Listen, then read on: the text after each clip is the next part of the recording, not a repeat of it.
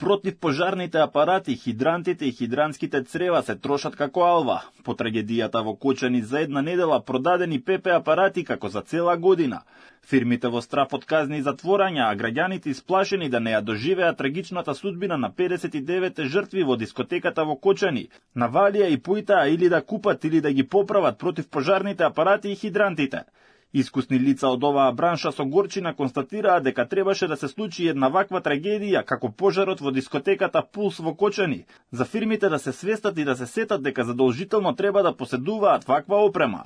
За 50% е зголемена. Малку се плашат, да речеме, од од изјавиве што беа као за казни и дополнуваат, да речеме, ако има еден, зимаат уште еден, ако има 3, зимаат уште еден, така нешто поголем процент е тоа. Помал се фирми што немале воопшто, па да сега зимаат. Според законот за секој 50 квадратни метри задолжително е да поседувате по една боца со тежина од 9 килограми.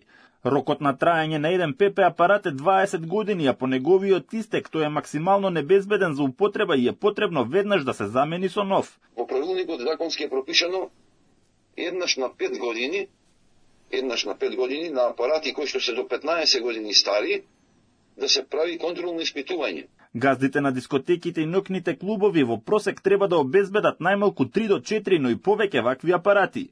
Сепак според познавачите, во случајот со пожарот на дискотеката во Кочани, бројот на ПП апарати немало да направи голема разлика, заради тоа што огнот бил преголем за да се спречи. И 100 апарати, 100 хидранти да имаше, немаше да спасат.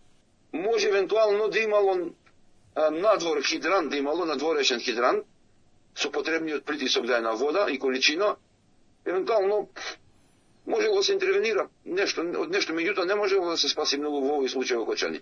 Затоа што апаратите се наменети пред се за гаснење на мали почетни пожари.